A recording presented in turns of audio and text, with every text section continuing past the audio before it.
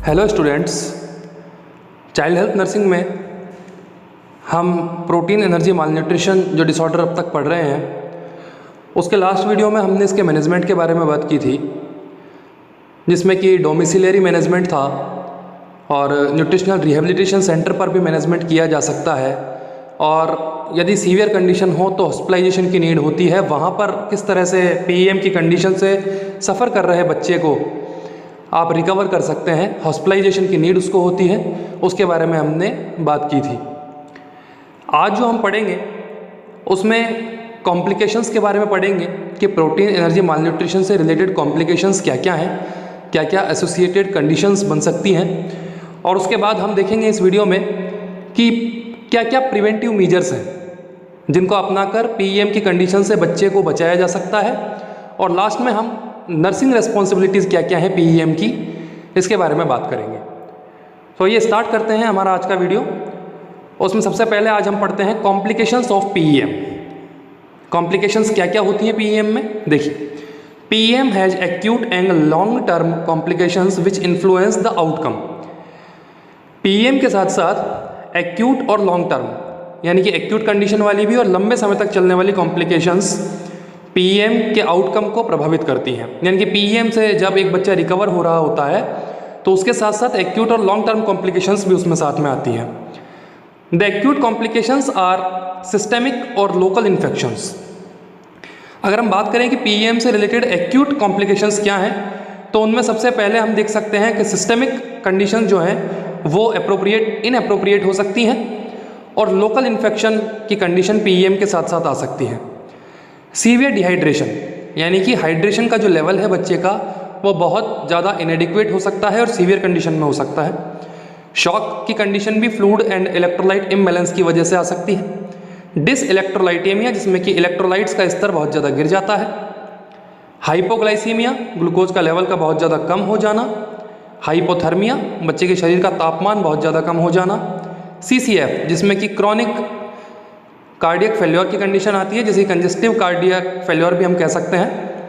Bleeding disorder में mainly anaemic condition इसमें ज़्यादा देखी जाती हैं, और क्योंकि प्रोटीन और एनर्जी जो मालन्यूट्रिशन है उसकी कंडीशन देखी जा रही है, तो इसमें जो कोगुलेशन जो एजेंट हैं जिनकी वजह से ब्लड कोगुलेशन प्रोसेस होता है, कंडक्ट करवाया जाता है, उसमें भी इनएडिक्वेसी देखी जाती है।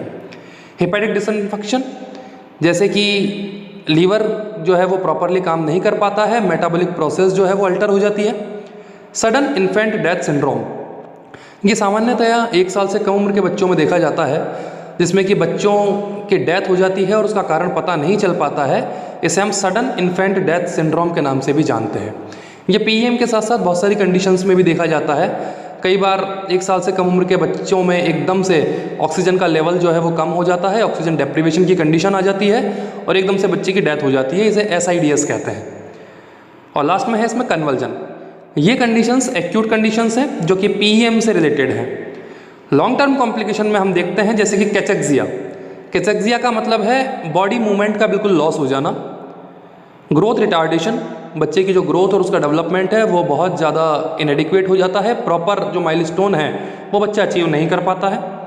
मेंटल सबनॉर्मलिटी, बच्चे का जो मेंटल स्टेटस है वो भी सबनॉर्मल हो जाता है। कई बार जो बच्चे के रिफ्लेक्स जो हैं वो भी इसमें अल्टर हो जाते हैं।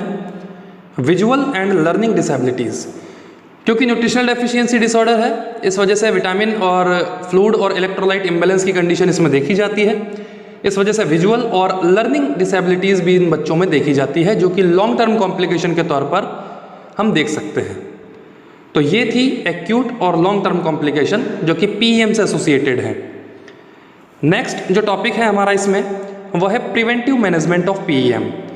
किस तरह से पीईएम को होने से पहले ही बच्चों में प्रिवेंट किया जाए, तो क्या क्या मेजर्स हैं, क्या क्या कंपोनेंट है प्रिवेंशन के, आइए उसके बारे में हम डिस्कस करते हैं। The first prevention is health promotion. बच्चे की हेल्थ को प्रमोट किया जाए। कैसे किया जा सकता है, आइए। Improvement of health of pre pregnant state. देखिए, जब महिला गर्भवती नहीं है तब से ही उस महिला का न्यूट्रिशनल लेवल जो है वो हम बैलेंस करके आगे आने वाले बच्चे को सही न्यूट्रिशनल डाइट जो उसे मिलनी चाहिए वो हम प्रोवाइड करवा सकते हैं। प्रेग्नेंट मदर, जो गर्भवती महिलाएं हैं, उनका भी जो न्यूट्रिशनल लेवल है उसको मेंटेन रखा जाए, उसमें इम्प्रोवाइजेशन लाया जाए। लैक्टेटिंग वुमन, जो महिलाएं ब्रेस्ट फीडिंग करवा रही हैं, उनको भी जो उनकी न्यूट्रिशनल नीड है वो पूरी तरह से प्रोवाइड करवाई जाए। Towards healthy mother for healthy child. और जो कॉन्सेप्ट है इसका वो है कि माँ स्वस्थ रहेगी, माँ को अगर पूरे न्यूट्रिशनल कंपोनेंट दिए जाएंगे तो उसका फ़ायदा बच्चे को मिलेगा और बच्चा न्यूट्रिशनली हेल्दी होगा। नेक्स्ट इसमें हेल्थ प्रमोशन है, promotion of exclusive breast feeding. जैसा कि हम जानते हैं ब्रेस्ट फीडिंग बच्चे के लिए बहुत आवश्यक है। 4 से लेकर 6 महीने तक तो एक्सक्लूसिव ब्रेस्ट फीडिंग होना चाहिए ताकि बच्चे की न्यूट्रिशनल नीड पूरी हो सके। एप्रोप्रिएट वीनिंग प्रैक्टिसेस, 6 महीने की एज के बाद बच्चों को सेमी सॉलिड्स और फिर उसके बाद में ग्रेजुअली सॉलिड्स देना हम वीनिंग कहलाती है, जिसके बारे में हम बात कर चुके हैं पहले वीनिंग प्रैक्टिसेस के बारे में। तो वो सही समय पर और उपयुक्त तरीके से दी जाए। Improvement of family dietary habits, परिवार की जो डाइटरी हैबिट्स हैं उनको भी हम अप्रोप्रिएट करें, उसमें मॉडिफिकेशन लाएं ताकि बच्चों में भी वो चीज़ आगे तक रहे। Nutritional education and counselling, educate किया जाए कि किस तरह से पोषक तत्व एक व्यक्ति को लेने चाहिए ताकि वो अपने बच्चों को भी उसी तरह से प्रोवाइड करवाएं। और न्यूट्रिशनल काउंसलिंग भी होनी चाहिए ताकि पेरेंट्स को पता रहे कि किस तरह से न्यूट्रिशन की जो डिमांड है वो पूरी की जा सकती है और ये क्यों आवश्यक है। बर्थ स्पेसिंग, 2 बच्चों के बीच में जो अंतराल होना चाहिए वो रखा जाए ताकि एक बच्चे का प्रभाव दूसरे बच्चे की ग्रोथ पर ना पड़े और फैमिली जो एनवायरनमेंट है वो भी सूटेबल रहे। प्रमोशन ऑफ एजुकेशनल स्टेटस, लोगों के शैक्षिक स्तर को हम प्रमोट करें ताकि वो जान सकें कि न्यूट्रिशन की जो वैल्यू है वो कितनी है और कौन कौन सी बीमारियों से बचा जा सकता है। प्रोविजन ऑफ न्यूट्रिशनल सप्लीमेंटेशन, पोषक तत्वों की कमी पूरी करने के लिए जो सप्लीमेंट दिए जाते हैं उनका भी प्रोविज़न होना चाहिए। Maintenance of healthy family environment, और परिवार में हेल्दी एनवायरनमेंट रखा जाए, चाहे वो सोशली हो, चाहे वो साइकोलॉजिकली हो बच्चे के लिए, या फिर हम बैलेंस डाइट की बात करें तो एक हेल्दी फैमिली एनवायरनमेंट होना चाहिए। इस तरह से हम हेल्थ प्रमोशन के तौर पर प्रिवेंटिव मैनेजमेंट कर सकते हैं PEM का। नेक्स्ट जो मैनेजमेंट है प्रिवेंशन में वो है स्पेसिफिक प्रोटेक्शन। कुछ विशेष तरह के प्रोटेक्शन हैं जिसमें देखिए प्रोविजन फॉर बैलेंस डाइट, परिवार में सभी लोग संतुलित आहार लें। नेक्स्ट है इम्यूनाइजेशन, इम्यूनाइजेशन जो कि बच्चों के लिए बहुत आवश्यक है, वो प्रॉपरली सही समय पर सही निश्चित अंतराल रखते हुए बच्चों को इम्यूनाइज करवाया जाए ताकि वो कई तरह की जो संक्रामक बीमारियां हैं उनसे भी बचें। Promotion and maintenance of hygienic measures, देखिए बहुत ज़्यादा आवश्यक है कि जब पेरेंट्स अपने बच्चों को फीड कराएं तो हाइजीनिक मेजर्स को ज़रूर अपनाएं ताकि बच्चों में आगे दूसरी जो फर्दर कॉम्प्लिकेशंस है उनसे बचा जा सके। नेक्स्ट जो प्रिवेंटिव मैनेजमेंट है वो है अर्ली डायग्नोसिस एंड ट्रीटमेंट, जितना जल्दी हो सके as soon as possible detect किया जाए बच्चों के अंदर PEM की कंडीशन को और उसको ट्रीट किया जाए। Periodic health checkup for children, समय समय पर बच्चों का हेल्थ चेकअप करवाया जाता रहना चाहिए। Detection of growth failure as soon as possible, जितना जल्दी हो सके बच्चे के अंदर ग्रोथ रिटार्डेशन की कंडीशन अगर है तो उसको जल्दी ही डिटेक्ट करें ताकि उसका ट्रीटमेंट भी जो है वो जल्दी ही किया जा सके। Early diagnosis and management of infection, जितना जल्दी डायग्नोस कर पाएंगे और इन्फेक्शंस के बारे में पता लगा पाएंगे उतना जल्दी ही उसे मैनेज किया जा सकेगा। प्रमोशन ऑफ रिहाइड्रेशन थेरेपी, देखिए बच्चों में अधिकांश जो चीज़ें देखी जाती हैं उनमें डिहाइड्रेशन एक बहुत बड़ा एक एस्पेक्ट सामने आता है, तो बच्चों को रिहाइड्रेट किया जाए, बच्चों का हाइड्रेशन लेवल जो है उसको मेंटेन रखा जाए ताकि डिहाइड्रेशन जैसी कंडीशन ना हो। Implementation of supplementary feeding programs and services, सरकार के द्वारा भी बहुत सारे सप्लीमेंटेशन प्रोग्राम चलाए जाते हैं जो कि न्यूट्रिशनल रिहेबिलिटेशन के लिए होते हैं, तो उनका इम्प्लीमेंटेशन जो है वो प्रॉपरली हो और बच्चों को उसका फ़ायदा मिले। नेक्स्ट है इसमें रिहेबिलिटेशन, किस तरह से PEM से रिहेबिलिटेट करवाया जा सकता है। न्यूट्रिशनल रिहेबिलिटेशन सर्विसेज, जैसा कि मैंने आपको लास्ट वीडियो में न्यूट्रिशनल रिहेबिलिटेशन सेंटर के बारे में बताया था, जिसमें कि गवर्नमेंट और नॉन गवर्नमेंटल ऑर्गेनाइजेशन या फिर जो सोशल वर्कर्स हैं वो अपने तरीके से बच्चों को न्यूट्रिशनली जो उनकी नीड है उसको पूरा करवा सकते हैं, तो ऐसे ही न्यूट्रिशनल रिहेबिलिटेशन सर्विसेज जो हैं वो प्रोवाइड करवाई जानी चाहिए। Hospital management of advanced PEM cases, और जब सीवियर पीईएम की कंडीशन होती है तो बच्चों को हॉस्पिटलाइजेशन की नीड होती है, या फिर एसोसिएटेड कोई इन्फेक्शन होता है तो बच्चों को हॉस्पिटलाइजेशन की नीड होती है। तो उन एडवांस्ड पीईएम केसेस में हॉस्पिटल में जो मैनेजमेंट होना है वो प्रॉपर होना चाहिए बच्चों का। इस तरह से हम पीईएम से पहले और आफ्टर पीईएम एक बच्चे को न्यूट्रिशनली रिहेबिलिटेट करवा सकते हैं। नेक्स्ट जो इसमें हम टॉपिक देखेंगे वो है nursing responsibilities for the management of PEM. As a nurse आपकी क्या जिम्मेदारियां हैं, आपकी क्या भूमिका है कि आप एक बच्चे को पीईएम से रिकवर करवा पाएँ। उसमें आपकी जिम्मेदारियों के बारे में हम बात करेंगे, नर्सिंग रेस्पॉन्सिबिलिटीज़ के बारे में हम बात करेंगे। सबसे पहला काम एज ए नर्स आपका है assessment of nutritional status of children. सबसे पहले बच्चे का जो न्यूट्रिशनल स्टेटस है उसको एसेस किया जाए। आप उसकी डाइटरी हिस्ट्री लेकर एसेस कर सकते हैं।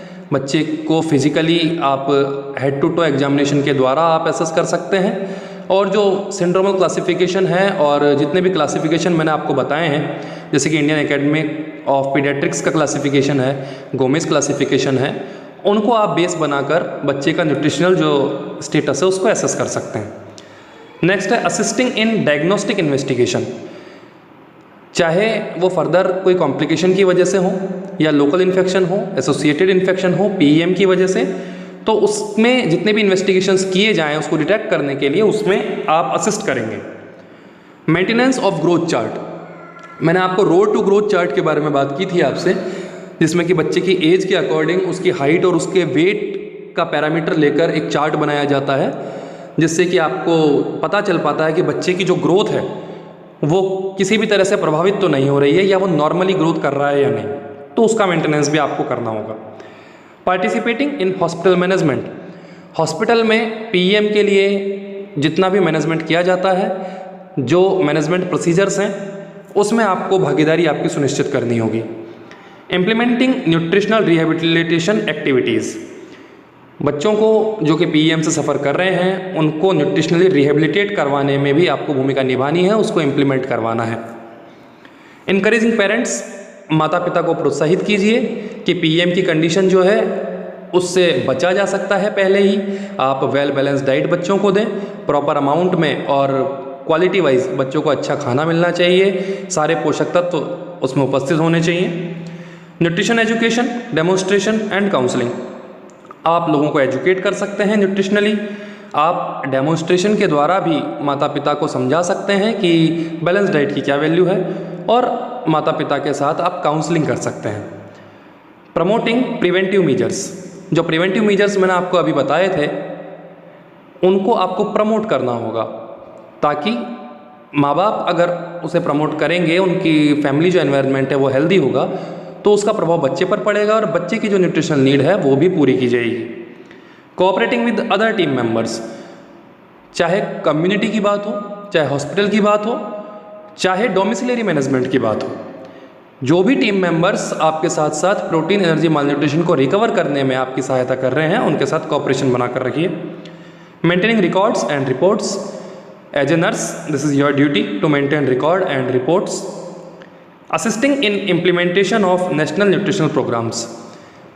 राज्य सरकार और केंद्र सरकार द्वारा जितने भी कार्यक्रम बच्चों के पोषण को लेकर चलाए जा रहे हैं, उनकी न्यूट्रिशनल जो नीड है उसके सप्लीमेंटेशन के लिए चलाए जा रहे हैं, उनमें आप असिस्ट करें और उनको ग्राउंड लेवल पर इम्प्लीमेंट करने में मदद करेंगे।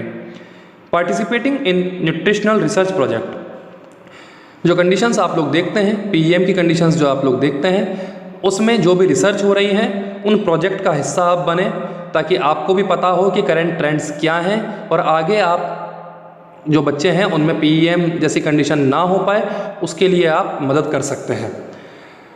आज हमारा जो पीईएम का टॉपिक है ये कंप्लीट होता है। नेक्स्ट वीडियो में हम दूसरे डिसऑर्डर्स के बारे में बात करेंगे। तब तक के लिए थैंक्स।